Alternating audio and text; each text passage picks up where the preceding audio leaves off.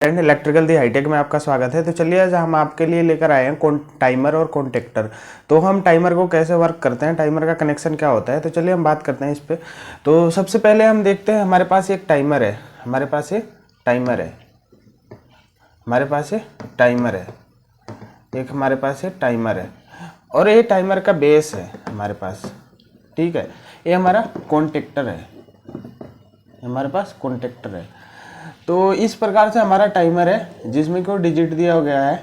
तो चलिए हम बात करते हैं इसका कनेक्शन कैसे करना है। तो हमारे पास फेस और न्यूट्रल का दो सप्लाई आ रहा है, फेस और न्यूट्रल का दो सप्लाई आ रहा है। तो हमें मान के चलो कोई एग्जांपल ले लो आप, हमें कोई कॉन्टेक्टर को चला, कोई मोटर है कॉन्टेक्टर से हमारा कनेक्ट है स्टार्टर से, तो हमें उस मोटर को 10 मिनट चलाना है या 5 मिनट चलाना है।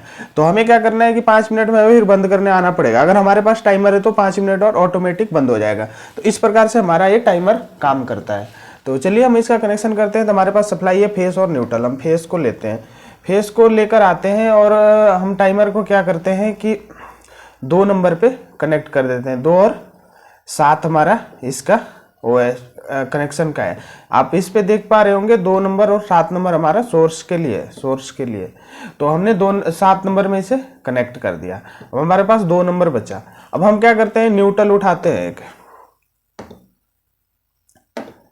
हम न्यूट्रल उठाते हैं। हमने न्यूट्रल उठाया, ये हमारे पास न्यूट्रल है। न्यूट्रल को लेकर हम आए, न्यूट्रल को लेकर हम आए और इसे हम 2 नंबर में कनेक्ट कर दिए। ये हमारा न्यूट्रल कनेक्ट हो गया। अब क्या करना है कि हमारा इस टाइमर को ऑन करने के लिए तो हमारे पास सप्लाई आ गया, लेकिन टाइमर तो हमारा ऑन हो जाएगा इसे एमसीबी को ऑन करते ही। लेकिन अब हमें क्या है कि हमें टाइमर को आउटपुट देना है। तो टाइमर में क्या है कि टाइमर में हमारा 1 नंबर और 8 नंबर कॉमन है। 1 नंबर में अगर हम सप्लाई देते हैं फेस को तो हमें 4 नंबर में एनओ मिलता है, एनसी मिलता है और 3 नंबर में एनओ मिलता है। और यदि हम 8 नंबर में देते हैं तो हमें 5 नंबर में एनसी मिलता है और 6 नंबर में एनओ मिलता है।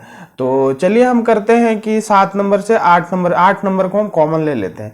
तो हमारे पास में ही सप्लाई है, तो हमने इसे क्या करा कि यहाँ से उठा करके यहाँ इसे लूप कर दिया फेस सप्लाई को। तो जब इसे लूप करेंगे तो हमें एनसी मिल जाता है 5 नंबर पे।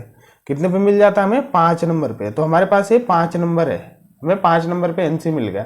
अब हम इसे सीधे ले जाकर कॉन्टेक्टर के A1 टर्मिनल पे कनेक्ट कर देंगे। और हमारा जो न्यूट्रल है, न्यूट्रल को हम क्या करेंगे कि न्यूट्रल को डायरेक्ट यहीं से हम उठा करके ले जा करके A2 टर्मिनल पे कनेक्ट कर देंगे। तो कुछ इस तरीके से था हमारा ये कंट्रोलिंग की टाइमर को हम इस प्रकार से कनेक्शन कर सकते हैं। यदि आपको और कॉन्टेक्टर ऑन करना है या और किसी चीज़ का ज़रूरत है तो आप इसे एक में भी वो कर सकते हैं, एक में भी कॉमन सप्लाई दे सकते हैं, फेस आप दे सकते हैं, यहाँ से आप यहाँ से उठा सकते हैं। तो इस प्रकार से हमारा ये टाइमर का कनेक्शन था। तो आप टाइमर को जितना पे आप सेट करना चाहते हैं उतना पे सेट करके आराम से चला सकते हैं। तो आई होप आपको वीडियो समझ में आया होगा। तो मिलते हैं